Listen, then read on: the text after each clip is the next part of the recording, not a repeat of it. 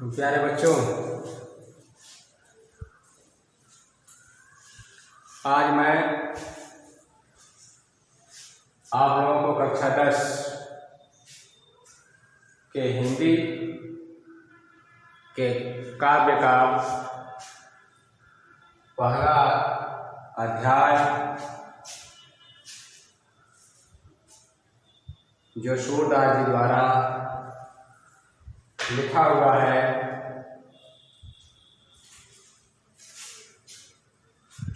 इसके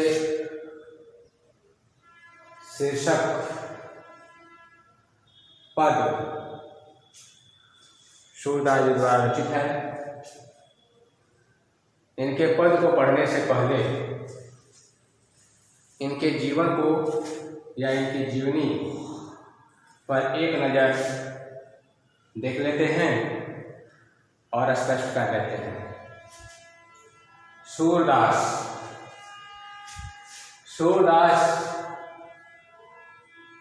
जी का जन्म सन 1418 ईस्वी। सूरदास जी का जन्म सन 1418 ईस्वी में मथुरा जाने वाली सड़क पर स्थित रोनकता के पास शाही नामक गांव में हुआ था। कुछ लोग या कुछ विद्वान तो मथुरा जाने वाली सड़क पर स्थित रोनकता के पास शाही नामक गांव मानते हैं और कुछ विद्वानों का कहना है कि नहीं, ये रोनकता के पास स्थित शाही नामक गांव में जन्म नहीं लिए थे, बल्कि दिल्ली के निकट सीही नामक गांव में 1478 ईस्वी में जन्म लिए थे। सूरदास जी एक शाश्वत ब्राह्मण थे। इनके पिताजी का नाम रामदास था। कुछ विद्वान यह मानते हैं कि सूरदास जी जन्म से अंधे थे, लेकिन वहीं कुछ विद्वानों का मानना है कि सूरदास जी यदि जन्म से अंधे रहे होते तो उन्होंने श्री कृष्ण का या श्री कृष्ण के बाल लीला का जितना सुंदर रचना किए हैं, उतना सुंदर तो कोई आँख के रहते हुए भी नहीं कर सकता। इसलिए कुछ विद्वानों का मानना था कि नहीं, सूरदास जी जन्म से अंधे नहीं थे।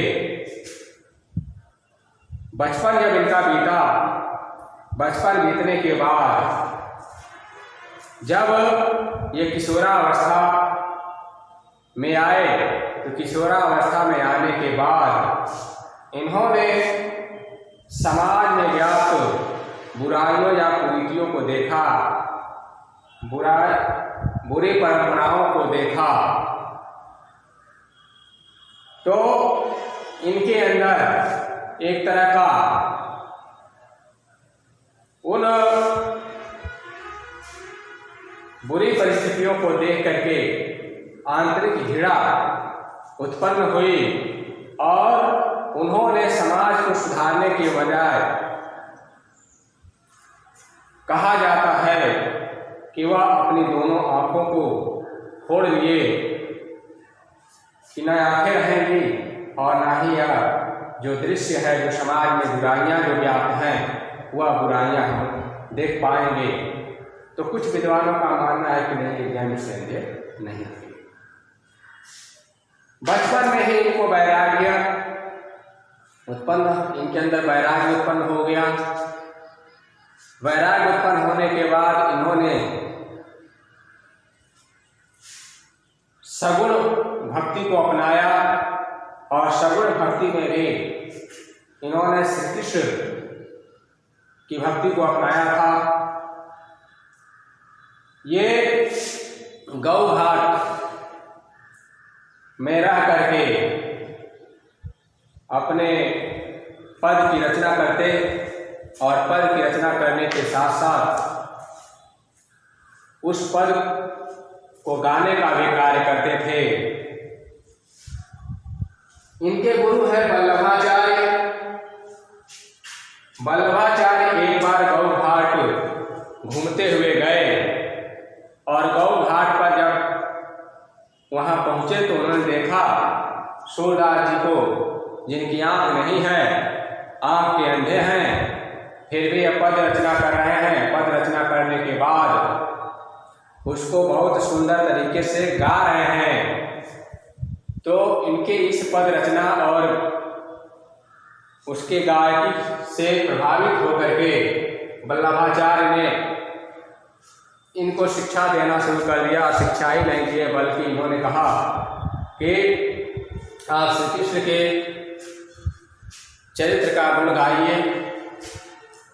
उसके बाद वल्लभाचार्य ने भागवत का हिंदी में अनुवाद करके और उसका पद गाने के लिए कहा। सूरदास जी तब से कहा जाता है कि श्री कृष्ण की भक्ति में वो रम गए, और रम ही नहीं बल्कि उनसे संबंधित जितने भी पद हैं सब श्री कृष्ण से संबंधित इनके पद लिखे गए हैं, क्योंकि उन्होंने उसी दिन से श्री कृष्ण को अपना आराध्य मान लिया। इस तरह कुछ दिन व्यतीत हुआ। वल्लभाचार्य के पुत्र थे विट्ठलनाथ। विट्ठलनाथ सूरदास जी के पास आए और श्री कृष्ण से संबंधित रचित पदों का गायन करते हुए सुना। तो इन्होंने सगुण भक्ति शाखा के कृष्ण भक्ति से संबंध रखने वाले जितने जो कवि थे उन कवियों का समूह बनाया। यानी 8 कवि थे और 8 कवियों का समूह बना करके उन्होंने एक नाम दिया जिसका नाम रखा गया अष्टछाप। तो अष्टछाप कवियों में सूरदास जी को भी शामिल कर लिया। सूरदास जी अष्टछाप कवियों के सबसे सर्वश्रेष्ठ कवि कहे जाते हैं। आ जाएगा आपको लिखने के लिए कि अष्टछाप के कवियों में सर्वश्रेष्ठ कवि किसको कहा जाता है, तो आप सूरदास जी को कर सकते हैं। तो इस तरह सूरदास जी रचना किए। वह समय भी आ गया जो कि हर एक इंसान या हर एक जीवधारी के जीवन में आता है। समय धीरे धीरे बीतता गया और बीतने के साथ अंतिम घड़ी वह आ गई इस लोक से जाने का। विद्वानों का मानना है कि सूरदास जी का या सूरदास जी की मृत्यु सन 1583 ईस्वी में पारसौली नामक गांव में हुआ। इस तरह देखा जाए तो 1478 में इनका जन्म हुआ था और मृत्यु हो रही है 1583 ईस्वी में। तो सूरदास जी इस संसार में 105 वर्ष तक जीवित रहे और अपने पद की रचना करते रहे। रचनाओं की बात कही जाए तो रचना में सूर सागर, सूर सरावली और साहित्य लहरी इनकी सुप्रसिद्ध रचनाएं हैं। इन रचनाओं के अंतर्गत ही इन्होंने पदों की रचना की है। तो ये रहा सूरदास जी के जीवन से संबंधित उनकी जीवनी। अब हम इनके द्वारा रचित जो पद है उस पद के बारे में जानते हैं, या उस पद की व्याख्या करने जा रहे हैं। पहला पद है, पहला पद आपके 10 के कोष में सूरदास जी का दिया हुआ है, जो यहाँ लिखे हुए हैं। यदि आज चरण कमल बंदो हरिराई, चरण कमल बंदो हरिराई, जाकी कृपा पंग गिर लगे, अंधे को सब कुछ दर्शाई। बहिरों सुने गुंग पुनि बोले, रंग चले सिर छत्र धराई, सूरदास स्वामी करुणामय, बार बार बंदो तिह पाई। देखिए सूरदास जी इस पद के माध्यम से अपने आराध्य या अपने इष्ट भगवान श्री कृष्ण की भक्ति करते हुए इस पद की रचना किए। उन्होंने लिखा है कि चरण कमल बंदो हरिराई। चरण कमल, चरण विषता है पैर, कमल विषता है कमल, और बंदो यानी वंदना करता हूं हरि भगवान श्री कृष्ण। मैं भगवान श्री कृष्ण के कमलवत चरणों की वंदना करता हूं। पहले लाइन है कि चरण कमल बंदो हरिराई, मैं भगवान श्री कृष्ण के कमलवत चरणों की वंदना करता हूं। जाकी, जिनके कृपा दया से पंगु लंगड़ा गिरे पहाड़ लगे नाम जाता है, अंधे अंधा या अंधे को सब कुछ दर्शाई दिखाई देने लगता है। कवि कह रहा है कि जाकी कृपा पंगु गिर लगे, अंधे को सब कुछ दर्शाई। जिसकी कृपा से या जिसकी दया से लंगड़ा पहाड़ को लांग जाता है, जिसकी दया से अंधे को सब कुछ दिखने लगता है। बहिरों सुने गुंग पुनि बोले, बहिरों में सता कान से जिसको न सुनाई देता है, बहरा सुनने लगता है। गुंग पुनि बोले, गूंगा यानी जो बोल नहीं पाता उसको गूंग कहते हैं। मुख से जो बोल नहीं पा रहा है उसे हम गूंगा कहते हैं। तो गुंग पुनि बोले, गूंगा बोलने लगता है। रंग चले से छत्र धराई, रंग पुरुष होता है गरीब, रंग पुरुष गरीब, गरीब जिसके पास धन न हो, जिसके पास पहनने के लिए कपड़ा न हो, जिसके पास खाने के लिए भोजन या रोटी न मिल रहा हो, जिसके पास रहने के लिए मकान न हो, उसे हम कहते हैं रंग। चले से छत्र धराई, अपने सिर पर जो मुकुट धारण करके चलने लगता है, अर्थात छतरी लगा करके चलने लगता है, यानी कि उसके पास भी जो है बहुत कुछ हो जाता है। कुल मिला करके कहने को है कि वह भी धनवान हो जाता है। सूरदास स्वामी करुणामय, सूरदास, सूरदास जी अंतिम पंक्ति में लिखे हुए हैं कि स्वामी अर्थात श्री कृष्ण करुणामय दया के सागर, बार बार एक बार नहीं अनगिनत बार बंदो ते पाई में उनकी वंदना करता हूं।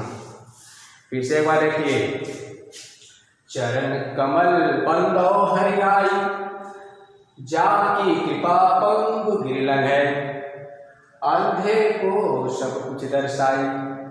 बहिरो सुने गुंग पुन बोले, रंग चले सिर छत्र धराई, सूरदास स्वामी करुणामय, बार बार बंदौती पाई। यानी सूरदास जी इस पद नामक रचना में अपने आराध्य भगवान श्री कृष्ण की आराधना करते हुए, वंदना करते हुए लिखा है कि मैं अपने आराध्य श्री कृष्ण के कमलवत चरणों की वंदना कर रहा हूं, जिनकी दया से लंगड़ा भी पहाड़ को आसानी से लांघ जाता है,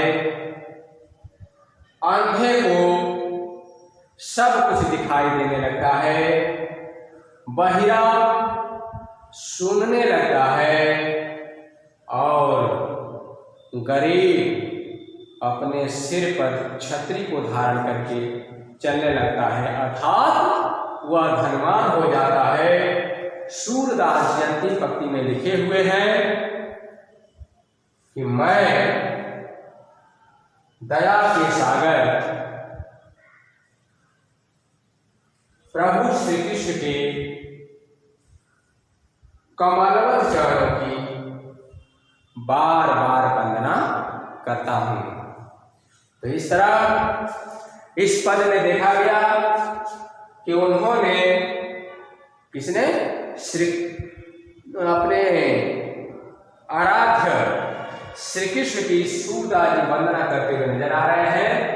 यानी कहने का मतलब इस पद का भाव यह है कि अगर हमारे ऊपर परमेश्वर का हाथ हो जाए, ईश्वर का हाथ हो जाए, हमारे जो भी आराध्य हैं उनका हमारे ऊपर छत्र छाया हो जाए, तो हम कोई भी कार्य आसानी पूर्वक कर सकते हैं।